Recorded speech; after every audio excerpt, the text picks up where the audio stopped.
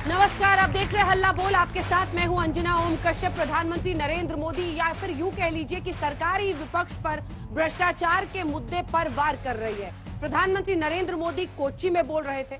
वहां पर उन्होंने नाम तो नहीं लिया, लेकिन तमाम विपक्षी पार्टियों पर हमला करते हुए यह कह दिया कि भ्रष्टाचार के खिलाफ जब हम एक्शन ले रहे हैं तो विपक्ष की गोलबंदी शुरू हो गई है।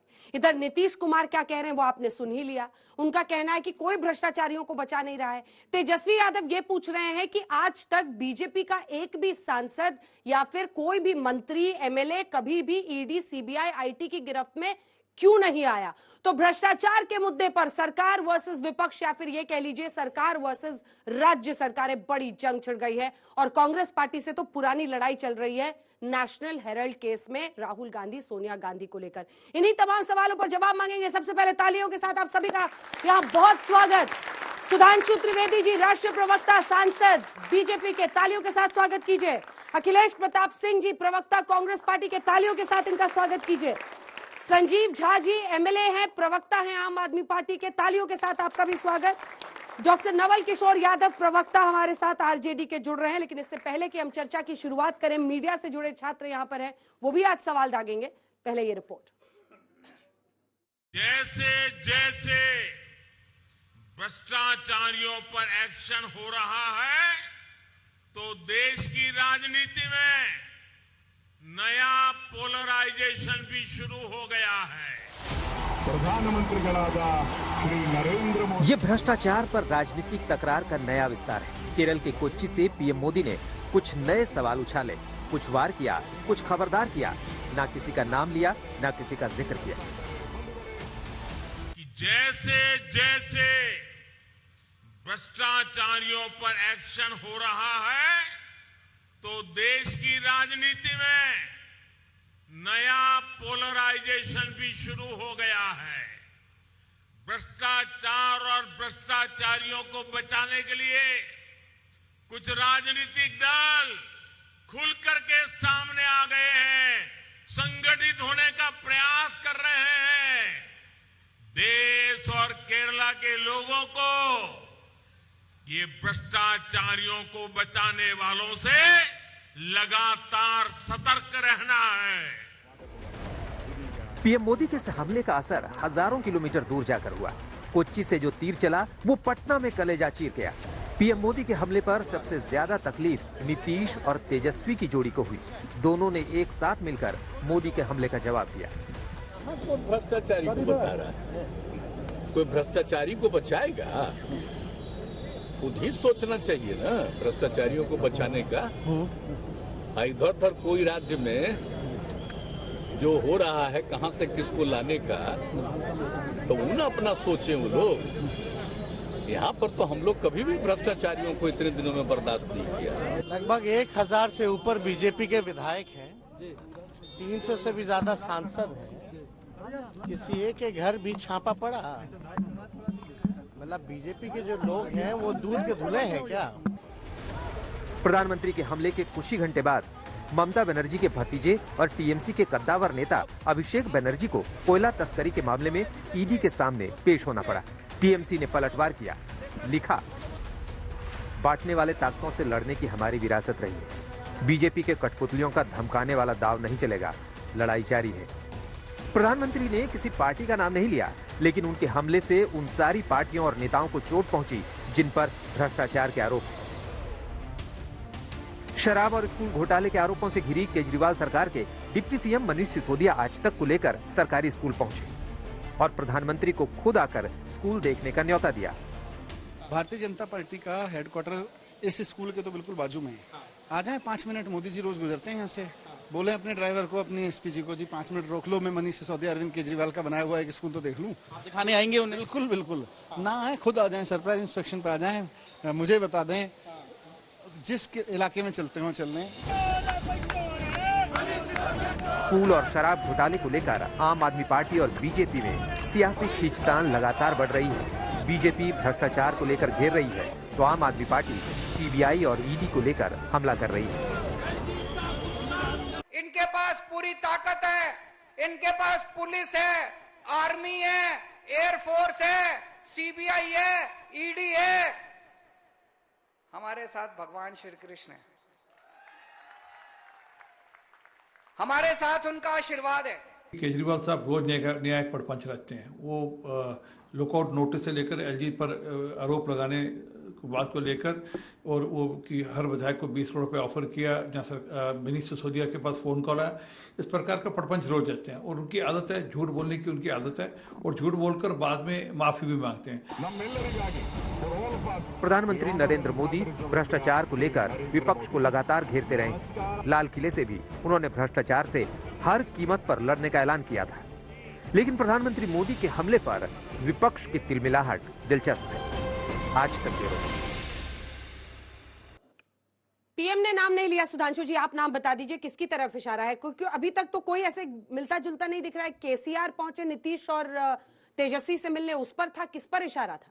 समझने वाले समझ रहे हैं, ना समझे वो अनाड़ी है। परंतु मैं आज बताना चाहता हूं, आज प्रधानमंत्री ने जहां बोला, कोच्चि में वो गए थे, उन्होंने आईएनएस विक्रांत का उद्घाटन किया, जो भारत में बना हुआ पहला स्वदेशी एयरक्राफ्ट कैरियर है। यहां से मैं एक बात भ्रष्टाचार की कहना चाहता हूं। यह बताइए, यह भारत चंद्रयान बना सकता था, फाइटर प्लेन नहीं बना सकता था। यह बात लॉजिकल लगती है। हम इंटरमीडिएट रेंज और इंटरकॉन्टिनेंटल बैलिस्टिक मिसाइल बना सकते थे, एसॉल्ट राइफल नहीं बना सकते थे, हम पिस्टल नहीं बना सकते थे। यह बात लॉजिकल लगती है। ऐसा हो ही नहीं सकता। हकीकत में हम बनाना नहीं चाहते थे। पूर्ववर्ती सरकारों ने कभी इन चीजों को बनाने नहीं दिया, ताकि सबकी खरीद होती रहे बाहर से, और खरीद के साथ जो कुछ चलता है वो चलता रहे। अन्यथा यह असंभव है जो देश मिसाइल बनाए वो राइफल न बना पाए। हमारी सरकार ने आने के बाद राइफल बनाना भी शुरू किया। आपने देखा आईएनएस विक्रांत भी हुआ, intermediate range ballistic missile BrahMos का हमारा एक्सपोर्ट भी शुरू हुआ है। यही पहली शुरुआत है कि ईमानदारी से नियत क्या थी भ्रष्टाचार करने की। और दूसरा जो बताया कि सबसे ज्यादा जाके लगा बिहार में पहुंचा, तो ये बताइए, लालू प्रसाद यादव जी के ऊपर चारा घोटाले का आरोप कब लगा, कब चार्जशीट हुए? 1996-97 में, जब जनता दल की सरकार थी, उन्हीं की पार्टी की सरकार थी केंद्र में। देवेगौड़ा जी प्रधानमंत्री थे, हम कहीं नहीं थे। हम लोग बचपन से जवानी पूरी कर गए, उनका जेल से अंदर बाहर आते जाते रहे, और कह रहे हैं आज मोदी जी जिम्मेदार है। मतलब गजब का तर्क ये लोग देते हैं। अब ये बताइए, मुलायम सिंह जी के ऊपर, मायावती जी के ऊपर किस जमाने से आरोप है? हम लोग थे कहीं? डीएमके के नेताओं पे किस जमाने के आरोप है? जब हम सत्ता में नहीं थे। ये कह रहे हैं ना कि कोई हमारे सारे ईडी के रेट तो आप करा रहे हैं ना, सीबीआई के रेट सारे विपक्षी नेताओं पर आप करा रहे हैं। जब हम सत्ता में नहीं थे तब बताइए क्यों सीबीआई ईडी हमारे नेता के यहां पहुंची हो? बताइए। उस जमाने में 2G घोटाला इनके नेता के द्वारा, कॉमनवेल्थ का इनके यहां, कोयल घोटाला इनके यहां, और तो और बाकी छोटे मोटे नेता तो छोड़िए, प्रधानमंत्रियों पे यदि संदेह की बात उठी है, नागरा वाला कांड इंदिरा जी के जमाने में, इंदिरा जी संदेह के घेरे में, राजीव जी के जमाने में सीधे बोफोर्स पे प्रधानमंत्री पे आरोप, नरसिम्हा राव पे इतने आरोप कि प्रधानमंत्री पद से हटने के बाद कोर्ट में खड़ा होना पड़ा। और कोयला घोटाला मनमोहन सिंह के जमाने में ही वही था जिसपे लिखा सीबीआई केस पैरेट है। तो बाकी छोड़िए, तो प्रधानमंत्रियों के जमाने सुधांशु जी, आपके नेता का वीडियो आ जाता था, रेड की जरूरत ही नहीं पड़ते थे। एक साहब थे जो बोल रहे थे पैसा खुदा तो नहीं पर खुदा से कम भी नहीं। बंगारू लक्ष्मण अध्यक्ष होते हुए बहुत अच्छी बात है। वीडियो। अच्छा, इनसे पूछिए बंगारू लक्ष्मण पे किस केस में केस चला था, कौन सा सौदा था, नाम बताएं सौदे का। बताइए, बात थी कि जो सौदा था ही नहीं, मत, आपके अध्यक्ष थे। हाँ, मैं वही कह रहा हूँ, आप ही बता दीजिए। सौदे का नाम बताइए, वीडियो था, सौदे का नाम बताइए। कौन सा मतलब केस ही नहीं था जिसके ऊपर केस हुआ, वो एक अलग विषय है। मगर मैं ये जो बात कहना क्या जलेबी बनाई, नाम बताइए, नाम क्या जलेबी बताइए, बगल वाली नाम बताइए, क्यों पैसे ले रहे थे, कौन सा सौदा था, भ्रष्टाचार पर सौदा का नाम इंपॉर्टेंट है। यही मैं कह रहा हूं, जब जैसे आरोप है आबकारी नीति, आरोप है बोफोर्स, आरोप है, बताओ तो कौन सी चीज की खरीद का चौदा, कौन सी खरीद का था, आप ही बता दीजिए।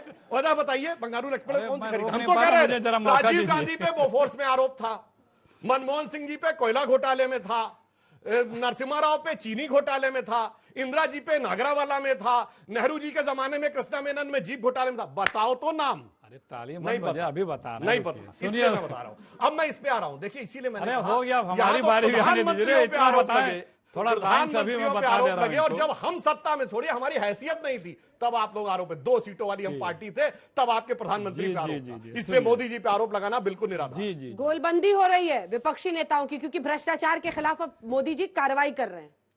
भ्रष्टाचार तो बीजेपी का शिष्टाचार है, कहाँ है आप अंजना जी? भ्रष्टाचार मोदी जी का, बीजेपी का शिष्टाचार है। अगर इनके में कोई था तो बहुत अच्छा था, और चला गया तो वही चोर है, बेईमान है। नीतीश जी जब तक इन पे थे तब तक मोदी जी को नहीं याद आ रहे थे। अब वो चले गए पलटी मार के, इनको चरखा दाव लगा के। बीच में मैंने नहीं बोला, अभी आपकी परेशानियां और बढ़ेंगी, मुझे शुरू होने दीजिए। तो जब तक इनके साथ थे नहीं, और जब तक जितने भ्रष्टाचारी के ऊपर सीबीआई ईडी जाती रहती थी, और जैसे इनके वॉशिंग मशीन में चले जाते हैं एकदम धुल के पाक साफ हो जाते हैं। कोई किसी के यहाँ नहीं जाती है। 1300 एमएलए हैं और 400 एमपी हैं, किसी के यहाँ कभी सब इनके पास तो अलग डिटर्जेंट है। हाँ वही मैं कह रहा हूँ। दूसरी बात, पार्टी क्यों नहीं ऐसा डिटर्जेंट खरीद पा रही है? जिस जहाज का, पानी के जहाज का, इतना हमारे वारशिप का जिसका इन्होंने आज देश को समर्पित किया, वो कांग्रेस ने शुरू किया था। एक कहते हैं कांग्रेस ने कुछ नहीं बनाया। भैया 8 साल से हो, क्या बनाए हो? बेरोजगारी के अलावा कुछ बनाए हो? बताओ, कौन सी बंदूक बनाए हो? तोप तो बेरोजगारी के बनाए हो। नौकरी सारी खा गए हो, बारूद तो बेरोजगारों की खड़ी कर दिए हो। आपने क्या क्या किया है 8 सालों में? कुछ किया है? आपका तो राइफल, एहसास राइफल किसने बनाई थी? सेना में है ना, कानपुर में बनती शुरू हुई थी ना। तो ये देखिए अनर्गल बातें करते रहते हैं। कब बनी थी? एहसास जिसका नाम है, वो इंडियन राइफल थी। अब आपको नहीं जानकारी तो क्या करिएगा?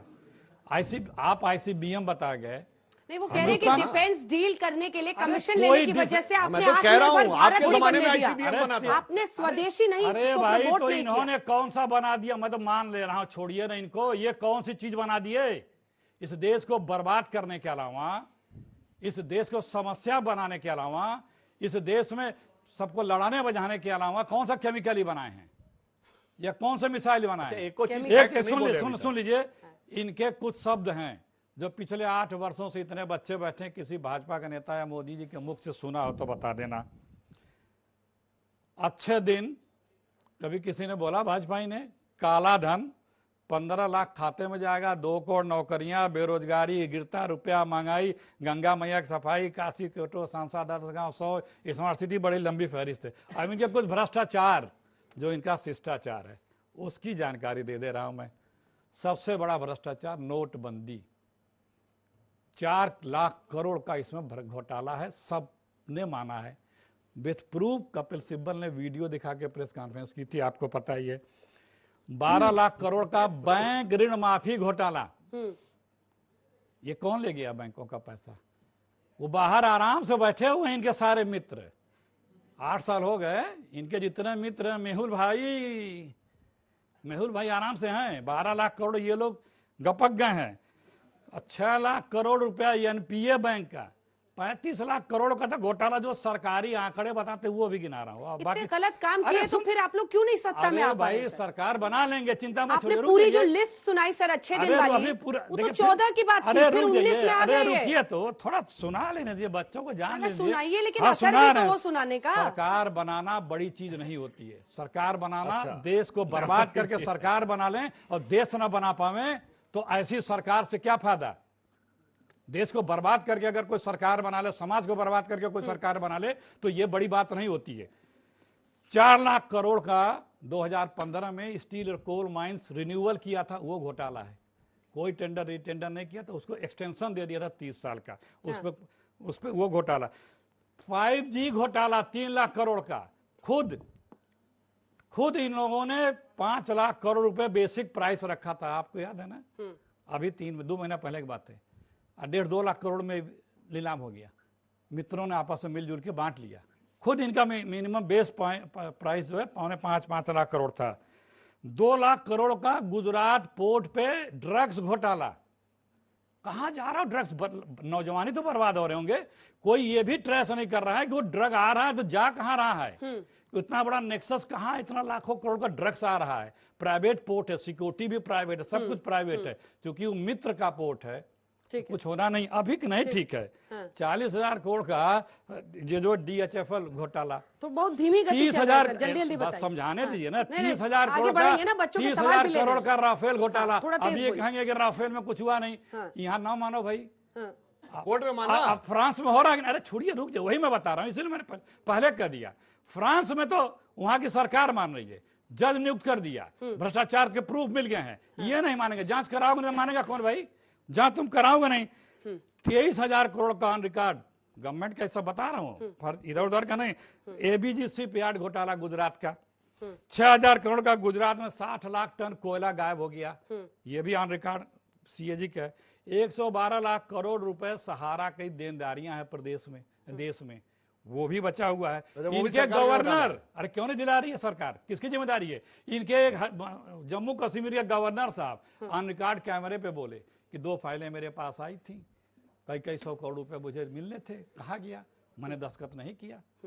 बाद में क्या हुआ, गवर्नर साहब नॉर्थ से ईस्ट में चले गए। फिर भी क्रेडिबिलिटी की लड़ाई आपको लड़नी पड़ रही है। आपको लगता है आप कह रहे हैं कि सरकार नहीं बनाना है, अरे सरकार नहीं बनाना है, सरकार जीतना जरूरी मोदी जी नहीं। की क्रेडिबिलिटी है, बीजेपी की क्रेडिबिलिटी है। मैं तो ये पूछ रही हूँ ना सर कि आपको ये कन्विंस करना पड़ेगा ना। के बाद में चौकीदार चोर है का नारा आपने दिया था ना लंबा 2019 में, राफेल के मुद्दे को सबसे ज्यादा राहुल गांधी जी ने उठाया था, फिर भी क्यों नहीं आप जनता का विश्वास जीत? देखिए, जनता कहाँ पर प्रॉब्लम है? वोट पाना और विश्वसनीयता बनाए रखना, दोनों दो। जब मुद्दे पे मोदी जी कहे ना सांप्रदायिकता या राष्ट्रवाद के अलावा आवे ना अपने काम में वोट मांग लेना, मोदी जी का अपने काम क्यों नहीं गिनाते? कहे ना, मित्रों भाइयों बहनों, मैंने आपको 15 लाख दिए ना, 100 स्मार्ट सिटी बना दिए ना, 2 करोड़ नौकरियां दे दी ना, काला धन ले आया ना, दाऊद को ले आया ना, डॉलर को जमीन पे गिरा दिया ना, पेट्रोल का दाम धरातल पे ले आया ना, क्यों नहीं बोलते हैं? गंगा मैया को साफ कर दिया ना, ठीक है, काशी को क्यों बना काम दिया पर ना, क्यों नहीं वोट मांगते? तो बोले ना मोदी जी, लेकिन भ्रष्टाचार के मुद्दे। अरे भाई इतना लंबा भाषण दिए भाई, छोटा 7-8 मिनट भाषण ठीक दे है, दिए। 30 सेकंड का बोलिए, मुझे इन दोनों से भी मैया कमेंट अगर लेना। साफ नहीं हुई है तो जब प्रियंका गांधी इलाहाबाद से अभी बनारस हाई गई कोर्ट थी, में, तो हाई फोटो कर अभी करके सोशल अरे मीडिया अभी छवा हाई दिए होते। कोर्ट में, एक को इलाहाबाद हाई कोर्ट आपने ने तो अभी अपनी पेश मंत्री को किया हटा है। दिया क्योंकि वो सफाई नहीं कर पाए। उमा भारती को आपने पद से हटाया। अरे अभी हाई कोर्ट ने 2 दिन पहले नोटिस दिया इलाहाबाद हाई कोर्ट ने, एक-एक केंद्र और प्रदेश की सरकार घुमा रही है गंगा सफाई अब पे। मैं बोल लूं, अब ये बताइए जो कह रहे हैं ये मेहुल भाई और विजय माल्या, अरे रिटन में रिकॉर्ड है कि विजय माल्या ने प्रधानमंत्री को धन्यवाद ज्ञापन का लिखा मनमोहन सिंह को, कि मेरा एसबीआई में लोन जो कि रिजेक्ट हो गया था आपके लेटर के बाद वो दोबारा हमको दिया, पकड़िए नहीं। देखिए आप डिस्टर्ब नहीं कर रहा था, मैंने आपको पूरा धन्यवाद हमको दिया और संरक्षण ये दे रहा है। मैं बता रहा हूं, तब तो इनको तुरंत टांग लाना चाहिए था, अगर तो भैया आपको तुरंत उठा लाना चाहिए था। अरे क्यों नहीं भैया? अरे भाई केस हमारे जमाने में दर्ज हुआ, उनकी संपत्तियां हमारे जमाने में जब्त हुई। और मैं एक और बात पूछना चाहता हूं, कोई व्यक्ति लंबा लोन लेता है, अगर आप में भी कोई हाउसिंग लोन लेते हैं, कितने दिन का लेते हैं? 2 साल 4 साल का, मिनिमम 10 साल का, 10, 15 या 20 साल का लोन किसके जमाने में दिया गया ये भी तो बताओ। भाई को लोन दिया, फटा पे एक को केस नहीं दर्ज, इसको ना मेहुल चेस की सोचिए, अरे भाई एक नोटिस तक नहीं उनके खिलाफ, सारी कार्रवाई हमारे जमाने। और प्राइवेट पोर्ट है, एक किसके जमाने में मिला था प्राइवेट पोर्ट? अडानी को। तो लूटने के दिया था क्या? लूटने के दिया था अब क्या? सुनिए, मोदी जी दिए थे, मोदी जी दिए थे, मोदी जी मुख्यमंत्री थे उन्होंने दिया था, मोदी जी मुख्यमंत्री थे उन्होंने दिया था, 1 रुपया फीट पे दिया था। सुनिए, मैं जाके सब चेक करिएगा, सब टॉफी, भाई देखिए आप गलत बात है, आपको मैंने इतना भाषण देने दिया, अब आप लगातार डिस्टर्ब करेंगे, तरीका नहीं चलेगा। मैंने झूठ आप बोल रहे थे, मैंने कुछ नहीं बोला, अब झूठ को मैं आपका बेनकाब, अपना टर्न आने पे मेरे झूठ को बेनकाब करिएगा अगर आपको झूठ लगता है, जैसे मैंने किया। अपनी बात मैं बताता हूं, सुनिए, बताया गया था 1 रुपए स्क्वायर फीट पे इनको मुद्रा पूर्ण जमीन दी गई थी। आपके बीच में किसी ने नहीं कहा। पूरी कीजिए बात अपनी। एक मिनट बस, ये जाके चेक कर लीजिएगा, अडानी भारत के सबसे अमीर आदमियों में कब आए? 2011 में 100% इंक्रीज। आज तो दुनिया के सबसे अमीर हो गए, तीसरे नंबर पर आ गए, दुनिया में नंबर 3। 90 के दशक में सारी की सारी इनकी सरकार थी, तब वो बने। तो ऐसा बोलते थे 2014 पहले वो कहीं करोड़ बाग में रेवड़ी लगाते, जवाब लेते हैं। इस सब की बात करने की बात करने लगते हैं। इनका ये सुनिए, अभी इनकी झूठ बोले, जवाब दे दें, इनका पोल खोल दें। सुनिए क्या तरीका है भाई ये बदतमीजी करने का आपका? मैंने इतना लंबा भाषण देंगे और उसके बाद इनका जवाब और 100 बातों की बात। 20 सेकंड हमने कोई में ऐसा केस नहीं सुना कि जिस कंपनी पे 3,000 करोड़ की प्रॉपर्टी हो, जिस संस्था पे वो 90 करोड़ के लोन में बिक जाए। ऐसा महत्वपूर्ण काम आपने, और वो किसका लोन? वो कहते हैं साहब स्वतंत्रता संग्राम सेनानियों के समय का नेशनल हेराल्ड था। उसका प्रकाशन कब बंद हुआ? 1993 में, जब कांग्रेस की सरकार समय दे उसके बाद 2004 से 14 तक राजीव गांधी फाउंडेशन को 150 करोड़ रुपए मिले भिन्न भिन्न सरकारी संस्थानों से अनुदान के द्वारा। मगर क्या बताएं, जो उस जमाने के स्वतंत्रता संग्राम सेनानियों का 90 करोड़ रुपए का लोन नहीं हुआ और 3000 करोड़ जवाब 10 सेकंड पर तेज गति बोलिए सर, आप धीमी गति बोल रहे हैं। ये बता रहे हैं, अरे भैया पीएम केयर फंड में कहाँ जा रहा है, कहाँ से सुन लीजिए 90 करोड़ संग्राम से। अरे रुक जाइए, दूसरी बात 2014 में अडानी जी देश के 7वें सबसे बड़े धन्ना सेठ थे। चलिए माना, आज दुनिया में माना सुने कि भैया आज दुनिया के तीसरे हैं। तब हमारे समय में इकोनॉमी बूम करती थी, हमने इकोनॉमी बूम कराया था हिंदुस्तान की, और सरकारों ने भी। ये अडानी जी को बूम कराते हैं, इकोनॉमी को जो है गटअप कराते हैं। इस सरकार में यही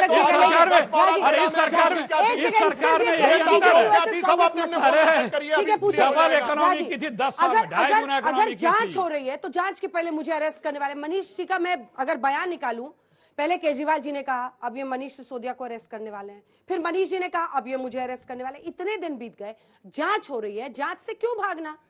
बहुत अच्छा। देखिए, एक शेर था कि लश्कर भी तुम्हारा है, सरदार भी तुम्हारा है। इस दौर में फरियादी जाए कहाँ, कानून भी तुम्हारा है, दरबार भी तुम्हारा है।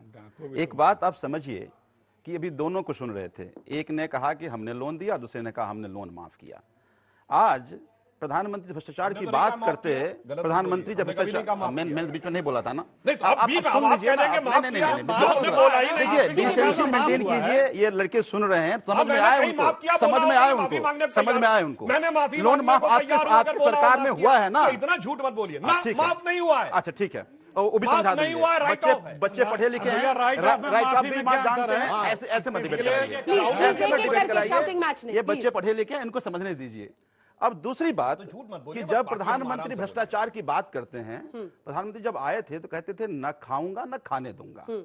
अब आसाम के मुख्यमंत्री हैं इनके हेमंत बिश्व शर्मा जी, 2010 में वाटर स्कैम प्रचार करते थे, अगर हम सरकार में आए तो हेमंत जेल में होंगे। याद कीजिए मुकुल रॉय या शुभेंदु अधिकारी सादा चिटफंड में थे। इस तरह से लंबी फहरिस्त है।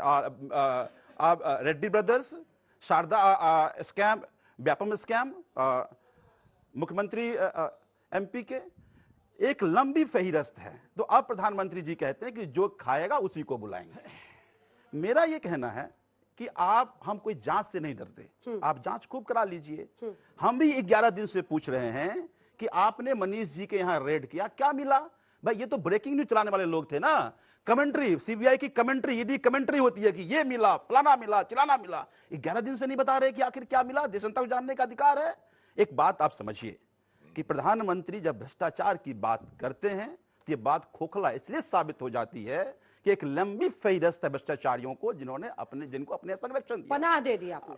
चलिए आरजेडी पर आते हैं जरा, और ये सवाल तो पूछा ही जाएगा ना कि जहां पर अभी तक घोटालों की पूरी लिस्ट है, जिसमें कन्विक्टेड भी है 3 केसेस में, उन पर क्यों ना सवाल किया जाए। इसीलिए पीएम कह रहे थे कि अब गोलबंदी हो रही है, नीतीश जी प्रोटेक्ट कर रहे हैं, संरक्षण दे रहे हैं आरजेडी को। देखिए, जो बात आप कह रहे हैं ना, बीजेपी की एजेंडा भी वही है और प्रोपेगेंडा का माध्यम भी वही है।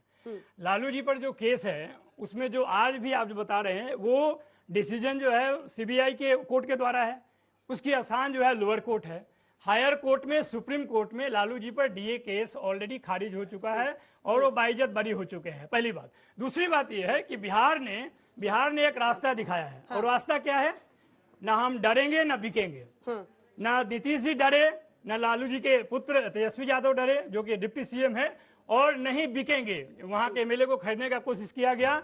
ऑल इंडिया में कई सारे राज्यों में उदाहरण है जहां पर उन्होंने खरीदा है, एक में नहीं, बंच में नहीं, 30-30, 35-35 के फौज को खरीदे हैं, और सरकार बनाया नहीं है, सरकार को खरीदा है। और सरकार खरीदने के लिए और वहां पर सत्ता हासिल करने के लिए बड़ा दल होने के बावजूद जो वहां पर दल जिसको मान्यता नहीं मिली है उसको सीएम माने हैं, ये कौन नहीं जानता है। तो सबसे महत्वपूर्ण बात यह है कि पिछले 8 साल में आप देखिए, पहले सारा केस और सारा घोटाला 2014 के पहले में खोज रहे हैं, 2014 के बाद जितने घोटाले और जितने इस तरह के काम हुए होंगे उस पर तो उनको नजर ही नहीं है, कुछ सवाल लेते हैं, खुद वही काम कर रहे हैं। ठीक है, पूछे। हमारा सवाल सुधांशु त्रिवेदी जी से।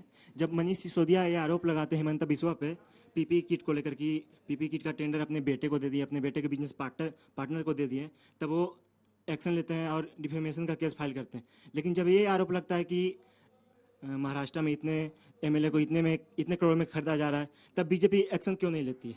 आपने बहुत अच्छा सवाल किया। हमने एक नहीं अनेक बार एक्शन लिया है, इसलिए ये भारत की इतिहास की अनोखी अलबेली पार्टी है जिन्होंने हमारे नेताओं के खिलाफ जब जब आरोप लगाए इनको कोर्ट में माफी मांगनी पड़ी। नितिन गडकरी जी के खिलाफ, अरुण जेटली जी के खिलाफ और कांग्रेस के नेताओं में इनकी पार्टी के नेता कपिल सिब्बल जो अब इनकी पार्टी में नहीं है, वो छोड़ के जा चुके हैं, और यहां तक कि मनीष तिवारी के खिलाफ। तेजस्वी यादव के सवाल का जवाब दीजिए। हाँ, वो कह रहे कि एक भी सांसद, एक भी एमएलए, एक भी मंत्री बीजेपी का जिसके खिलाफ आपकी ईडी, सीबीआई, आईटी ने जांच कर दी, सारे दूध के धुले हुए हैं। जवाब लीजिए, उसी में जोड़ देते हैं। जोड़ लीजिए। जिस गिरिराज सिंह के घर में मंत्री बनने के 1 सप्ताह पहले करोड़ों रुपए पकड़े गए थे, उनका नाम लैंड घोटाला में भी आ रहा है दानापुर में, जो कि गरीबों और वंचितों का जमीन हड़पे हुए हैं। घोटाला भी आप भूल रहे हैं, बहुत सारे घोटाले हैं। वो तो जो है मोदी जी पटना वाले मोदी जी। बीजेपी नेता के खिलाफ मैंने तो कहा 2014 से पहले बताइए कोई बीजेपी फिर आपको ले गए पीछे। मुझे अरे भाई जब हम ये कह रहे हैं, नहीं, आप बहुत कहानी बनाते हैं सर। नहीं कहानी क्या बनाते हैं? 2014 से पहले राज्यों में सरकार में बताइए, आप ऐसे अब मैं बताता हूँ। कहानी के अलावा है क्या आपके पास बोलने के? कहानी सुना है केरल में, बीच में। हाँ मैं बताता हूँ क्या है। तेजस्वी यादव जी जब लालू यादव जी मुख्यमंत्री बन के आए थे, कहते थे गरीब गुरबा की सरकार है। आज गरीब गुरबा का परिवार बिहार का सबसे अमीर परिवार है। न किसी ने नौकरी की, न किसी ने धंधा किया, और दिल्ली में मॉल में भी नाम है, दिल्ली में फार्म हाउस में भी नाम है, और गरीबों शोषितों वंचितों की बात कर रहे हैं। इसको समझने के लिए सर प्लीज एक सेकंड, प्लीज यहाँ शाउटिंग मैच, एक सेकंड सर, आज तक पे हम शाउटिंग मैच, आप चुप रहिए सर, मैं आज तक पे शाउटिंग मैच नहीं करती हूँ, इसलिए कहता हूँ। नहीं, अगर आपको लगातार बोलना है तो आप जा सकते हैं, प्लीज सर, क्यों प्लीज अपनी बारे में बोलिए सर, प्लीज और बोलने और बोल लीजिए। अब शाउटिंग मैच मत बनाइए, दर्शकों के लिए बेटर होता है। आपसे ज्यादा उम्र है उनकी, सोचिए, वो संयम से रहिए, आपकी बारी आएगी सर, आपको बोला जाए। बारी आती है ना, एक बिल्कुल संक्षेप में एक लाइन में तीनों का जवाब दे देता हूँ। वो गरीब गुरबा का परिवार, शाउटिंग मैच मत बनाइए, I am requesting you sir. मैं भी आपसे रिक्वेस्ट कर रहा हूँ, बस मैं एक लाइन में जवाब देता हूँ। वो गरीब गुरबा की सरकार का परिवार आज बिहार का सबसे अमीर परिवार है। बिहार जहां का तहां गरीबी रहा। ये एक ऐसा परिवार है जहां नेहरू जी के बाद पिछले 3 पीढ़ियों से न किसी ने नौकरी की, न धंधा किया, उसके बावजूद सैकड़ों करोड़ का इनकम टैक्स का नोटिस है, और उसके बाद ढेर सारी संपत्ति है। इसके बाद ये एक ऐसी पार्टी है जिन्होंने 2010 की बात कही तो हमें याद आता है, ये वो पार्टी है जो कहता था आरोप लगते ही इस्तीफा दे देना चाहिए, और हमें चाहिए जन लोकपाल। टोपी पहनते थे, फेंक दिया। हमें चाहिए right to reject, right to recall, वो फेंक दिया। ये कहते थे राजनीति में कभी नहीं आऊंगा, आ गए। ये कहते थे सारी संसद चोर है, अब संसद में आ गए। ये कहते थे कांग्रेस से समर्थन नहीं लेंगे, ले लिया। कहते थे कि बंगला नहीं लेंगे, ले लिया। कहते थे सिक्योरिटी नहीं लेंगे, ले लिया। और एक सेकेंड, हाँ बताइए। कहेंगे कि हम रेलवे स्टेशन पे चाय बेचे हैं, पता ना था कि नहीं, किसने देखा न जाना है, लेकिन करोड़ों का सोने से मढ़ा हुआ सूट पहनेंगे। करोड़ों का कौन सा सूट? वो जो एक सोने से नक्काशी की हुई करोड़ों का था, करोड़ों में नीलामी हुई थी। हाँ तो नीलाम किया अपने पास 11 लाख 3,000 करोड़ की संपत्ति अपने पास। नहीं बोला तो सुनिए। और जितने की संपत्ति जवाहरलाल नेहरू जी ने, जाकर आनंद भवन देखा, ये 3,000 करोड़ से ऊपर की है, 1 रुपया नहीं रखा था। उस वक्त हिंदुस्तान के सबसे रईसों में थे, सारा पैसा उन्होंने देश को, जो भी प्रॉपर्टी थी देश को दे दी, और जेल काटे हैं अंग्रेजों के समय। आपके तरफ से अंग्रेजों की यारी और जासूसी और देश के साथ गद्दारी नहीं कर रहे थे, समझे जनाब? आपका इतिहास है कि किस तरह से, और वो लड़ाई लड़ रहे थे, पूरा हिंदुस्तान लड़ाई लड़ रहा था, लेकिन आरएसएस और आरएसएस के लोग अंग्रेजों से यारी कर रहे थे, देश के लोगों के साथ गद्दारी कर रहे थे। ये बता रहे हैं नेहरू परिवार पे, और लालू परिवार पर भी आरोप है, अब उनको जवाब देना, वो उसका जवाब देंगे। लेकिन ये कांग्रेस पार्टी है, कांग्रेस पार्टी ने ही अगर किसी पर आरोप लगा तो हमने निष्पक्षता से कार्रवाई की। इन्होंने कोई कार्रवाई किसी पे की मैंने आपको गिनाया ना। अरे इन सबों से सबसे बड़ा घोटाला तो विधायक खरीद घोटाला है। 20,000 करोड़ रुपए तो सिर्फ हिंदुस्तान भर में पिछले 8 साल में विधायक खरीदने में खर्च कर दिए हैं। ठीक है, लालू यादव और लालू परिवार पर जो उन्होंने आरोप। बिल्कुल, देखिए ये पिछले 3 दशक से बिहार में लालू और लालू परिवार कर रहे हैं, लेकिन आज तक एक नेता नहीं पैदा कर पाए। ये तो सच है ना, ये तो आप मानेंगी। दूसरी बात, भ्रष्टाचार का सवाल कंप्लीट करने दीजिए। दूसरी बात, जो घोटाले और इसकी चर्चा कर रहे हैं, बिहार में कह रहे हैं कि वो अमीर हो गए बाकी गरीब। अरे 2005 से आप हो, हर एक दूसरा घर का बच्चा मजदूर है, बाहर में पलायन को जाता है, हर एक दूसरा जो नौजवान है वो वहां पर बेरोजगार है। अभी 2020 में आपने कहा कि 19 लाख रोजगार देंगे, देश के वित्त मंत्री से आपने वायदा करवाया और पता चला कि 20 नौकरी भी नहीं दे पाए पिछले 20 महीना में। आप बात करेंगे मुद्दे पे, आपकी उपलब्धि शून्य है, इसीलिए आप अनर्गल बातें करते हैं। आप ही नहीं, आपके एक एक नेता कार्यकर्ता और आपके पीछे जो खड़ा है, जिसको आरएसएस के नाम से जानते हैं, वो देश का ऐसा संगठन है जो कि इस सरकार से सबसे फायदा उठाया है। अगर इसकी जांच होगी तो एक एक संघ के लोग पकड़े जाएंगे कि कितना फायदा उन्होंने उठाया है इस सरकार, जबकि उनका कोई योगदान नहीं है सरकार चलाने में। जो संसद और सांसदों पर सवाल खड़े करते थे वो कह रहे हैं, ये अन्ना कह रहे हैं कि आप सत्ता के कुचक्र में फंस चुके हैं। अरे बड़े भाई छोटे भाई हैं, उसमें क्या दोनों? ये दोनों और क्या, आप लोग क्या है? आप लोग क्या है? अंजना जी, हम लोग कांग्रेस और ये एक ही विचारधारा के है ना। इन्होंने पैदा किया उनको। देखिए अंजना आप लोगों जी, को पता है हमारे 49 एमएलए पे 164 केसेज हैं। मैं अपनी बात, चूंकि मैं एमएलए भी हूँ, आप पर है कि नहीं है? मेरे पे 7 केसेज हैं। अच्छा, और क्या केसेज किस तरह का है कि मैंने चीफ सेक्रेटरी को पीटा, मैंने पुलिस अच्छा, वो रात वाली मीटिंग वाला अभी तक चल रहा है। पुलिस से मारपीट करी। हाँ। हमने मनोज तिवारी जी को पीटा, मैंने विजेंद्र गुप्ता को पीटा। 2013 से पहले नहीं पीटा, सुनो ना, 2013 से पहले मैं राजनीति में नहीं था, मेरे पे चीटी मारने का आरोप नहीं है। लेकिन राजनीति में आने के बाद इतने सारे केसेस हम पे हुए। उस 159 केसेस में से 135 केस में कोर्ट ने कहा कि ये बकवास आपने चार्जशीट तैयार करी है, पुलिस इसमें एक पार्टी बन के काम कर रही है। अब दूसरी बात देखिए, हमने भी 2 आरोप अभी लगाए। एक बहुत संगीन आरोप हाउस में लगा। हमने कहा नोटबंदी का दौर याद कीजिए, नोटबंदी के दौरान जो प्रेजेंट में एलजी हैं, उन्होंने अपने पैसे ट्रांसफर किए और करोड़ों के अदला वो तो आप कह रहे हैं कि आपको सू करेंगे वो? नहीं, हाँ, मैं कह रहे ना, मैं क्यों जांच करा लो ना, आप ही कह रहे हैं जांच से, आप तो इनसे पूछ रहे हैं भाई आप जांच से क्यों डर रहे हैं। दूसरा एक और आरोप लगा जो आप टीवी में देख रहा हूं मैं, कि उनकी बेटी पे एक आरोप ये था कि जब वो केबीएस के चेयरमैन थे, जब उस समय उन्होंने 20 करोड़ रुपए का काम उनको दिया और बिना किसी टेंडर के दिया। हमने कहा जांच करा लो आप। तो मेरा ये कहना है कि अगर बहुत पाक साफ है तो जांच कराने से क्यों डर रहे हैं? एलजी की जांच होगी क्या? आज कह रहा हूं जांच करा लो आप। इन आरोपों की जांच की तो जरूरत नहीं है। नहीं, इनको कोई जरूरत नहीं है। जवाब दे दूं? प्रॉब्लम बस इतना है, प्रॉब्लम बस इतना है, आज पूरे देश में ये दोनों की बात अगर करें, बात किसी करप्शन भ्रष्टाचार की है ही नहीं। ये दोनों लोग 75 साल से जाति और धर्म के नाम पे पॉलिटिक्स करते रहे। कभी शिक्षा मुद्दा नहीं बना, कभी स्वास्थ्य मुद्दा नहीं बना। जब अरविंद केजरीवाल जी ने कहा कि अब भारत को नंबर 1 तभी बनेगा जब इस देश का हर एक बच्चा शिक्षित होगा, क्वालिटी शिक्षा मुक्त मिलेगा, क्वालिटी स्वास्थ्य मुक्त मिलेगा। केजरीवाल जी जब लालू जी का हाथ पकड़कर उठा रहे थे तब उन्हें पता नहीं था कि जातिवाद और धर्म की राजनीति कौन कर रहा है। आप क्या डाइल्यूशन नहीं हुआ है आपकी नीतियों का? डेकोरम को अगर मान मैं इनके साथ खड़ा हूं, इनसे हाथ मिला लिया, इसका मतलब आइडियोलॉजी को मैंने सपोर्ट कर लिया। थोड़े सवाल ले लेते हैं, जल्दी से। ये तीनों के सवाल आपसे ये है कि सर जो सीबीआई और ईडी की कार्रवाई विरोधियों पर क्यों होती है? क्या बीजेपी में आने के बाद वे दूध के धुले हो जाते हैं? ठीक है, यही सवाल हम लोग तब से करें। चलिए अगला सवाल, कुछ नया सवाल हो तब संजीव जैसा सवाल है। आज पीएम ने भ्रष्टाचार के ऊपर बोला तो आप भी 20-20 करोड़ वाला वो प्रूफ ला के दे देते कि मेरे को दिया गया था, बोल रहे थे लेने के लिए। और ये तो कहते थे सबको रिकॉर्ड कर लेना जी। बिल्कुल।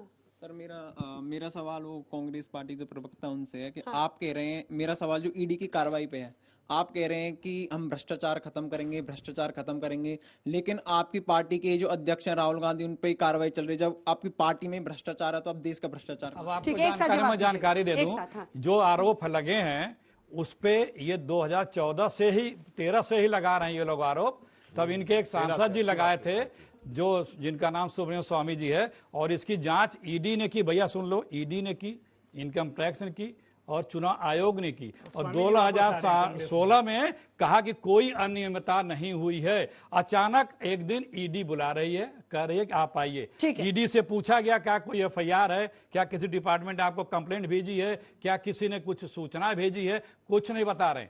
लेकिन जिस चीज को क्लीन चिट इन्हीं की सरकार दे चुकी है, जांच करने के बाद बैर है, विरोध में आवाज है राहुल गांधी, सोनिया गांधी, बेरोजगारों की, नौजवानों की, महंगाई की, भ्रष्टाचार की आवाज उठाते हैं, तो तुम कैसे उठाते हो? तुमको हम ईडी क्या बुलाएंगे? जब नोटबंदी हुई थी तब कहा गया था कि ना खाने दूंगा ना खाऊंगा, तो भ्रष्टाचार के मामले अब भी सामने आ रहे हैं, वो क्यों आ रहे हैं?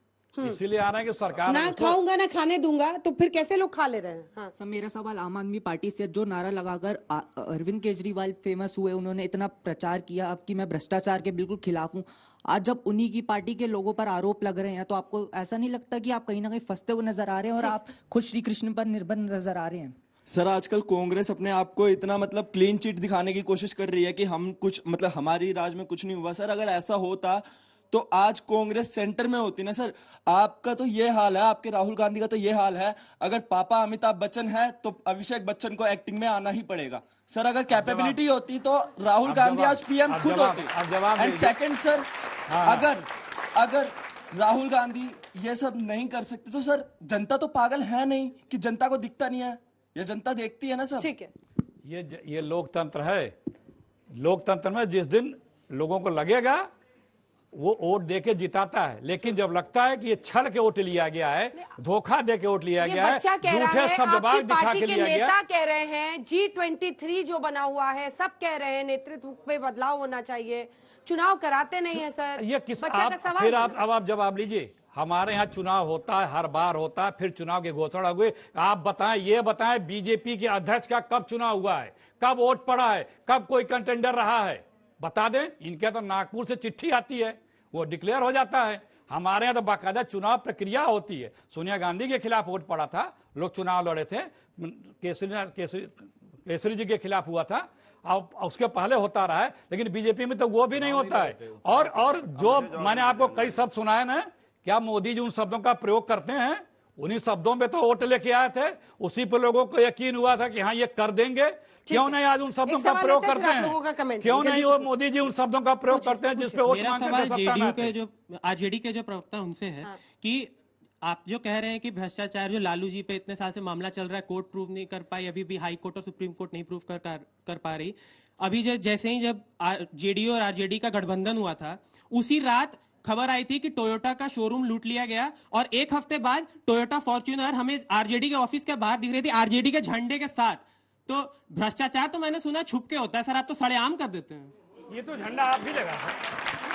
देखिए, सबसे पहले तो मैंने जो बात कही उसमें ये कही कि जो केसेस अभी तक जो सजा दिए गए हैं लोअर कोर्ट से दिए गए हैं, सुप्रीम कोर्ट हायर कोर्ट में ये सजा उल्टा हो सकती है। दूसरी बात यह है कि आप केवल किसी चीज पर झंडा देखकर, तो झंडा लगाने में तो भाजपा माहिर है, किसी गाड़ी पे भाजपा आरजेडी का झंडा लगा के कह दे कि आरजेडी ने काम किया है। अगर कोई बच्चे को जो समझना था समझ गया, समझने दीजिए। अब आप समझाते रहिए। नहीं ना, आप भी समझाते रहिए, इसलिए समझाते रहिए। कोशिश करिए। अच्छा सवाल अभी एक हमारे साथी ने उठाया कि आप 20 करोड़ का आरोप लगाया, आपको एविडेंस नहीं दे रहे हैं। मैं 2013 में भी एमएलए था। 2013 में पूरी स्टिंग करके हमने दिया कि बीजेपी के प्रदेश उपाध्यक्ष 20 करोड़ का ऑफर कर रहे हैं, ऑडियो और वीडियो स्टिंग था। क्या हुआ आज तक? अब मैं ये कह रहा हूं, क्या ये सच नहीं है 2013 में आज सात स्टेट में सीरियल किलर की तरह भारतीय जनता पार्टी सरकार तोड़ रही है। जमहूरियत में, जनतंत्र में जनता जिस सरकार को चुनती है, आप उस सरकार को तोड़ रहे हैं। 270 एमएलए अभी तक खरीद चुके हैं, और महाराष्ट्र नारा लगा था खोखा खोखा 50 खोखा। अगर 20 खोखा की भी बात कर लें तो 6000 करोड़ से ज्यादा की राशि भारतीय जनता पार्टी ने एमएलए में को खरीदने में लगाया है। तो अब एक बात समझिए, हम कह रहे हैं कि जांच कराइए, ये 6000 करोड़ रुपए कहां से आए, और इसमें एक एक एमएलए से अगर जांच हो जाए, अपने आप दूध का दूध पानी का पानी हो जाएगा कि पैसे देने वाले लोग कौन हैं, पैसे आ कहां से रहा है, इसमें शामिल कौन है। आप जांच करा लीजिए। आप छोटा छोटा सवाल। मेरा बीजेपी से सवाल है कि जो बीजेपी के एमपी है संजीव पाटिल, उन्होंने ये बोला था कि खुलेआम वीडियो प्रूफ भी है, ED will not come after me. So हम ये कैसे मान ले कि जो बीजेपी है वो निष्पक्ष कार्रवाई करती है? मेरा प्रश्न इनके आपके प्रवक्ता से है। इन्होंने अभी कहा कि हमारे विधायक पे जो है 169 केस लगे हैं। हाँ। वो सारे के सारे बेवाहियात और बेकार हैं। हाँ। तो एक बार हम इनसे पूछना चाहेंगे कि 2020 के दिल्ली दंगे को याद करें और ताहिर हुसैन के जो इन्हीं के विधायक थे, ताहिर MLC थे, छुटका नेता वहाँ उनके छत पे बारूद और रोड़े पत्थर मिले थे, उनके बारे में क्या कहेंगे? वो भी केस बेबहियात थे, उनके बारे में क्या कहेंगे? बस मेरा ये सवाल है।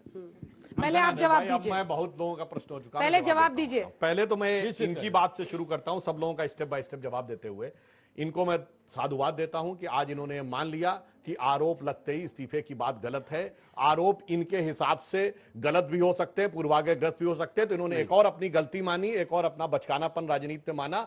वरना ये माफी मांग लें कि जो हमने कहा था कि आरोप लगते ही इस्तीफा दे देना चाहिए वह गलत था। अब आरोप की बात जहां तक है, दूसरों का आरोप छोड़िए, इनकी पार्टी के विधायक ND शर्मा ने कहा था कि अरविंद केजरीवाल 20-20 करोड़ रुपए लेके टिकट बांट रहे हैं। यह हमारा कहना नहीं था, यह इनका कहना था। इनकी पार्टी के संस्थापक सदस्य कुमार विश्वास ने कहा कि ये आतंकवादियों से मिले हुए हैं। इनकी पार्टी के वैचारिक अधिष्ठान के प्रणेता पितृ पुरुष उस समय अन्ना जी ने क्या कहा कि भाई इन्होंने तो पूरी राजनीति खत्म कर दी। बीजेपी वाले की जांच कराइए सर, वो भी तो बताइए। अरे भाई मैं कहता हूं कोई आरोप तो हो। एक और बात बताइए, हमने तो कहा ना जब हम विपक्ष, क्या तरीका, मैं तो एकदम शांति से बोलने दे रहा हूं भाई। तो मैं ये कह रहा हूं, आप इतना पानी दीजिए तो भाई। बिल्कुल, मैं देखिए एक बात ये कह रहा हूं, हमारे ऊपर ना उस समय आरोप थे जब हम सत्ता में थे, ना विपक्ष में थे तब कोई आरोप है। और इन्होंने जितने इनके जमाने में आरोप लगे, एक की जांच इन्होंने नहीं कराई, सब कोर्ट से जाके अप्रूव हुए। अगर मैं बात कहना चाहता हूं,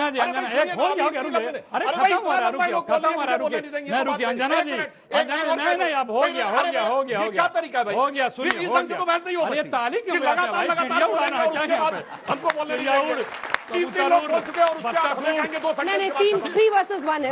बिल्कुल बोल रहा हूं। अभी बोले थे नेहरू जी की 3000 करोड़ की संपत्ति थी, आनंद भवन हजारों करोड़ का था। ये बताओ, बहुत बड़े वकील थे, तो हमारे भारतीय तो उस समय खाने के मोहताज थे। किसके केस लड़ते थे जो हजारों करोड़ की संपत्ति हो गई? सब अंग्रेज के केस लड़ते थे ना। पेमेंट कौन करता था? खिलाफ लड़ते थे, अंग्रेजों के खिलाफ लड़ते थे। अंग्रेज के खिलाफ पेमेंट कौन करता था? हजारों करोड़ का तो खाने के लाले पड़े थे अंग्रेजों के। हिंदुस्तान के नंबर अनर्गल बातें करने से कोई फायदा नहीं। दुनिया को पता है नेहरू जी क्या थे, कितने बड़े बैरिस्टर थे, दुनिया को पता, किसी को बताने की आवश्यकता नहीं। चलिए नेहरू जी के निजी सचिव चिड़िया कहाँ उड़ा रहा है? किस ढंग के मधुर मधुर संबंध। अरे ये उड़ो, देखो 1946 में छुट्टी मनाने गए थे, किताब करते रहो। Mathai private secretary Nehru, reminiscences of the Nehru era, उसमें उन्होंने लिखा है कि किस ढंग से लड़ाई लड़े थे। और सुनिए एक बात, और सुनिए, एक मिनट, चिड़िया उड़ रही है। अरे कव्वाली अरे सुनो एक मिनट, आपसे जवाब लूंगी, सुनिए सुनिए अंजना जी सुन लीजिए। नेहरू जी के ऊपर जो भी हमारे योद्धा जंग आजादी की लड़ाई लड़े हैं, उन पे वो लोग अगर आरोप लगाएंगे जिन लोगों ने गद्दारी की है, जिन लोगों ने इस देश से गद्दारी की है, जिन लोगों ने इस देश के खिलाफ अंग्रेजों का साथ दिया है, वो अगर आरोप लगाएंगे तो बर्दाश्त के बाहर होगा। दूसरी चीज सुन लीजिए, क्या तरीका, आप जवाब लीजिए। सुन लीजिए, की बात कर रहे हैं, लगातार बोलेंगे, उसका डिस्टर्ब करेंगे, फिर बोलना शुरू कर देंगे। महाराष्ट्र की सरकार में 75% लोग दागी मंत्री हैं। इस बीजेपी की महाराष्ट्र की सरकार में 75% गंभीर आरोपों के दागी मंत्री हैं। ठीक है, अपना पॉइंट हो गया। नहीं, ये क्या है? शिष्टाचार है, शिष्टाचार है ना। मेरी बात हो जाए फिर आप बोलिएगा। आपके भी दागी मंत्री, आप उन लोगों पर क्यों नहीं कार्रवाई करते हैं? किसी की जांच क्यों नहीं होती? अंजना जी इसीलिए तो कहते हैं, सुन ले बात, सेंटेंस पूरा कर दे। इसीलिए हम कहते हैं कि भ्रष्टाचार इनके लिए शिष्टाचार है। वही मंत्री जिन मंत्रियों पे ये लोग आरोप लगाते थे और शिवसेना ने बर्खास्त कर दिया था, उसी को ये अपना हीरो बना के कंधे बिठा के ओट दिलाते हैं। आपकी पार्टी में आ जाए तो भ्रष्टाचार शिष्टाचार हो जाए। और सुनिए, इसी भ्रष्टाचार बीजेपी के लिए अकेली सरकार उत्तर प्रदेश की है जिसने अपने भाजपा के लोगों से मुकदमे वापस करने के लिए 20,000 मुकदमे से विधानसभा में बिल लाई। ठीक है, जवाब और सुनिए, जवाब सुनिए। 2022 में क्या क्या मोदी जी वादे, 2-4 वादे बता दें। अरे भाई आप बोल चुके, क्या टाइम नहीं है अखिलेश जी, टाइम खत्म हो गया। अब मैं एक बात बताता हूँ, अभी बहुत बोल रहे थे ना स्वतंत्रता संग्राम लड़ाई लड़े, 15 अगस्त 1947 को नेहरू प्रधानमंत्री नहीं बने थे। खोलिए अपना मोबाइल, आज के दिन 2 सितंबर 1946 को लॉर्ड माउंटबेटन के द्वारा शपथ दिलवाकर ब्रिटिश क्राउन की निष्ठा की शपथ जेल में थे। अभी खोलिए, खोलिए, अरे क्या देखिए, सारे बच्चों को पता है अंग्रेजों की यारी करने वाले अंग्रेज नेहरू, हम किसी फ्रीडम फाइटर की उन गद्दारों से बुराई नहीं सुन सकते जिन्होंने अरे भाई 2 सितंबर 46 को अरे नेहरू 10 साल जेल में गुजारे हैं, जेल में गुजारे अंग्रेजों के खिलाफ, समझे ना? जेल में माफी नहीं मांगे हैं, जेल में जलवा होता है, चलो जेल में जलवा देखना अभी कि किताबी नहीं लिख रहे थे, जेल में सेक्रेटरी भी था जेल में, उनका प्राइवेट सेक्रेटरी भी था, 3 किताब लिखे, पूरे कांग्रेसी जेल में बंद होते थे, कोई जमानत नहीं रहता था। चलिए सरकार अपने आप छोड़ती भ्रष्टाचार थी। शिष्टाचार में जाता है आपकी पार्टी में। नहीं हम जैसे बात नहीं हो सकती, भ्रष्टाचार नहीं बात हो सकती। नेहरू के खिलाफ बोलो, हम कभी बात करेंगे। नहीं होता। अरे नेहरू गांधी पटेल जवाब दिया ना सर मैंने, ये खुद जवाब दिया। कोई हिंदुस्तानी ने बर्दाश्त अखिलेश जी किया। जवाब नहीं ये तरीका नहीं कोई हिंदुस्तानी ने बर्दाश्त किया। अखिलेश जी आप अपनी बात करिए। अखिलेश जी बात मानिए, सुधांशु लास्ट में नहीं भाषण दिलवाइए, मुझे नहीं बोलना। नहीं बोलिए, नहीं बोल सकता मैं। अरे सर मैंने बोल दिया, रिक्वेस्ट कर दिया, रिक्वेस्ट कर दिया। तरीका बेहुदे से बात करने का। नेहरू गांधी हाँ बिल्कुल मैंने कहा 2 सितंबर 46 को किसके कौन माफी मांगा था? कौन अंग्रेजों के लिए गवाहियां दे रहा था? कौन अंग्रेजों के लिए मुखबिरी कर रहा था? कौन माफी मांग रहा था? कौन इस देश के खिलाफ अंग्रेजों से कह रहा था कि यह मुस्लिम लीग में सरकार ये बना है? आपका ऑडियो जा रहा है, मुस्लिम लीग में सरकार ये बना है। जवाब दे दीजिए, फाइनल जवाब। संस्थापक कौन? कांग्रेसियों के कांग्रेस का संस्थापक एलन ऑक्टेवियन ह्यूम, ब्रिटिश सरकार का सेक्रेटरी, चेक कर लीजिए, 3 लोग थे, ब्रिटिश सरकार के पैरों तले बैठे थे। झूठ बोल रहे हो, झूठ क्या बोल रहे हो? एलन ऑक्टेवियन ह्यूम कांग्रेस का संस्थापक नहीं, 3 लोग झूठ क्या बनाए थे? 3 लोग, आपको पता है ना, झूठ बोलते हो। आखिरी कमेंट, भ्रष्टाचार शिष्टाचार बन जाता है। मैं रिक्वेस्ट ही कर सकती हूँ सर, जाके कैसे मुंह बंद क्या कर बनाया था?